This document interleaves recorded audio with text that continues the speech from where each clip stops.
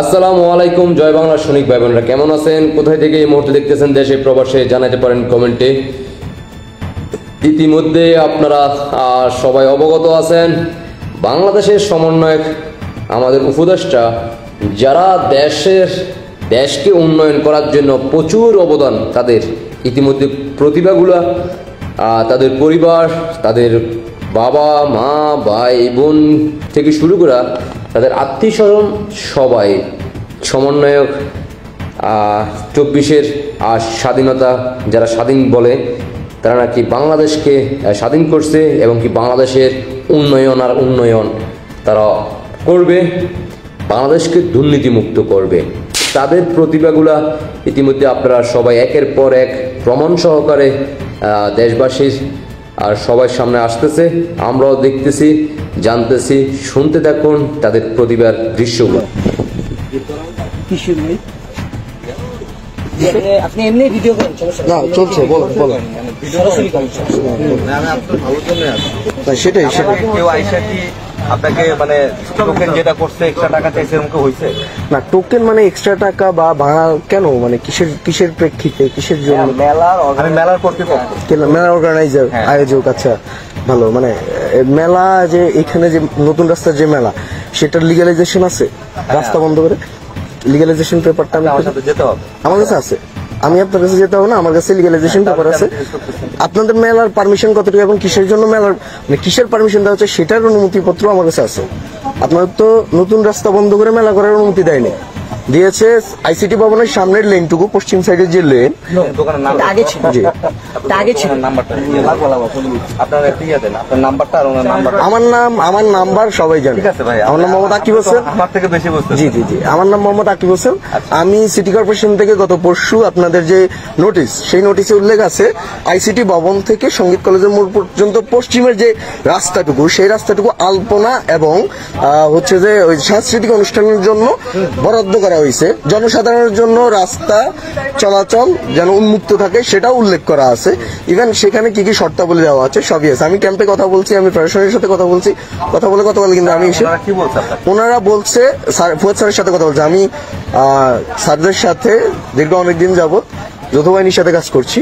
So ওনারা বলছে কোন প্রকার এমন কোনো অভিযোগ আসলে, সুনির্দিষ্ট অভিযোগ আসলে ওনাদেরকে আমি ইনফর্ম করার জন্য। ইভেন আমি গতকাল অভিযোগ হচ্ছে যেহেতু আপনাদের নির্দিষ্ট একটা জায়গা আছে, যে জায়গার মধ্যে মেলা করার কথা, সেই জায়গার বাইরে আপনারা দোকান থেকে চার্জ করতে পারেন না, সেটার অনুমতি আপনাদের নাই।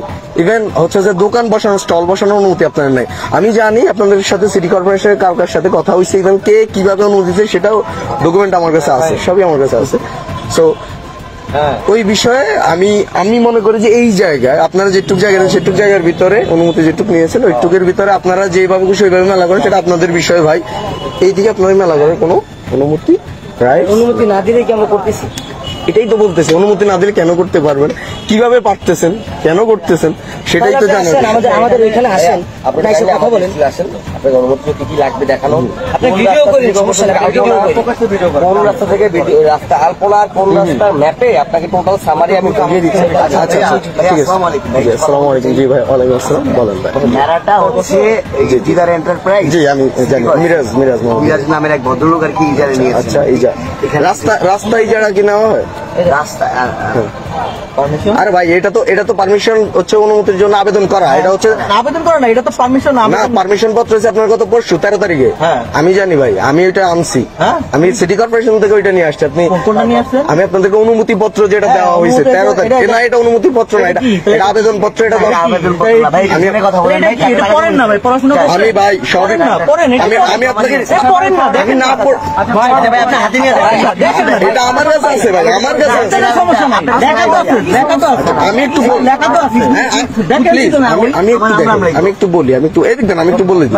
এখানে প্রতি বর্গ ফুট, আমি একটু বলে দিই, প্রতি বর্গ ফুট 1.5 টাকা করে আপনাদের 52,000 বর্গ ফুটে 78,000 টাকায় আপনাদেরকে একটা বরাদ্দ দিয়ে একটা জায়গা 52,000 বর্গ ফুটের আপনাদেরকে অনুমতি প্রদান করা হয়েছে। ইভেন এই টাকা জমাদান শেষে 13 তারিখে আপনাদেরকে একটা ছাড়পত্র দেওয়া হবে, যে ছাড়পত্র আপনাদেরকে অনুমতি প্রদান করা হয়।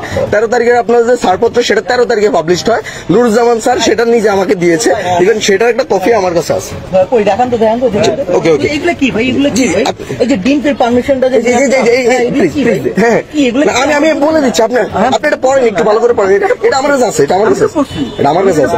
এটা আপনার কাছে কিভাবে? এটা আমার অবশ্যই সিগনেচার আমি ডিম্পি থেকে জানি, আপনার কাছে কিভাবে? এটা আমার কাছে আছে। আপনি ডিম্পিতে গেছেন? আমি সব জায়গায় গেছি, আমি সব জায়গায় গেছি, আপনি জানেন আমি সব জায়গায় গেছি, ডিম্পিতে গেছেন? আমি সব জায়গায় গেছি, আপনি আমার নাম সব জায়গায় জিজ্ঞেস করেন।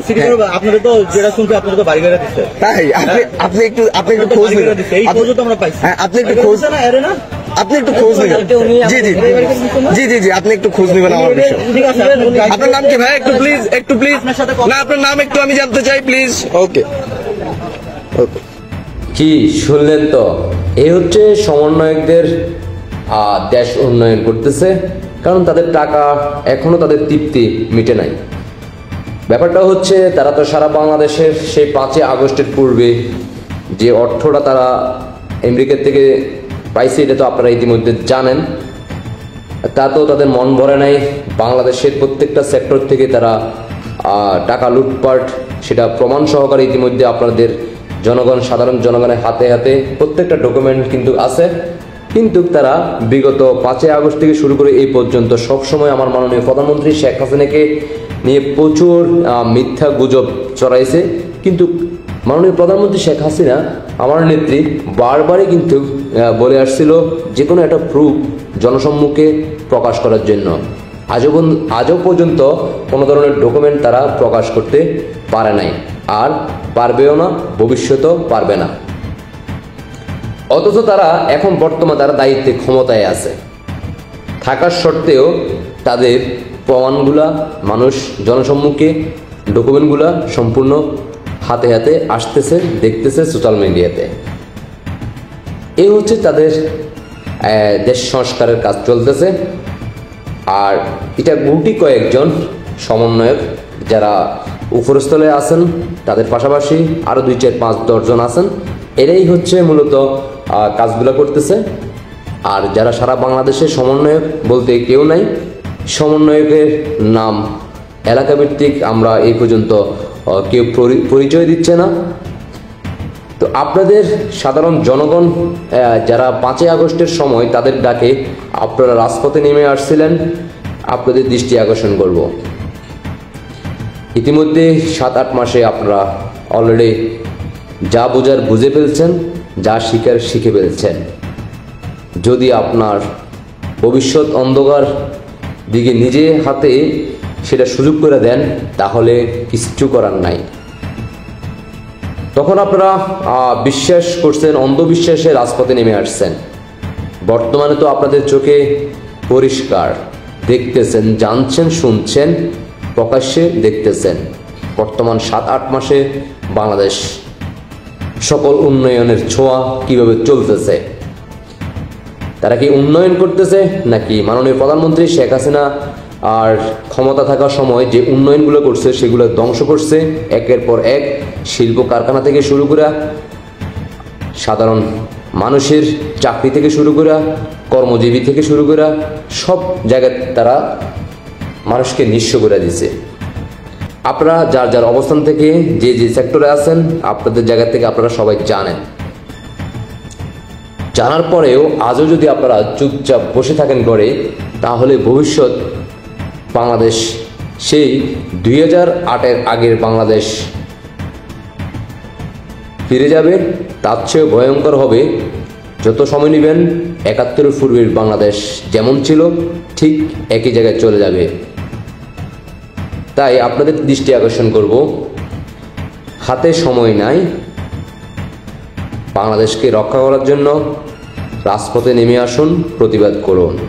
বাংলার সাধারণ জনগণ সহ আপনাদের পাশে থাকবে সবাই। জয় বাংলার সৈনিকেরা আপনাদের পাশে আছে, থাকবে। আপনারা রাজপথে নেমে আসুন। এই বাংলার মাটি থেকে জিন্নাতের রাজাকার বংশের সন্তানদেরকে এই বাংলার মাটি থেকে বিদায় করুন। আশা করি আপনারা সবাই বুঝতে পারছেন। জয় বাংলার সৈনিক ভাই বোনদের দৃষ্টি আকর্ষণ করব, সবাই সর্বোচ্চ শেয়ার করবেন, যাতে সারা বাংলাদেশের প্রত্যেকটা এলাকায় সবার কাছে ভিডিও বার্তাটা পৌঁছিয়ে যায়। সেটা দায়িত্ব জয় বাংলার সকল ভাই বোনদের। আশা করি সবাই বুঝতে পারছেন। সবাইকে অসংখ্য ধন্যবাদ। জয় বাংলা, জয় বঙ্গবন্ধু, জয় শেখ হাসিনা।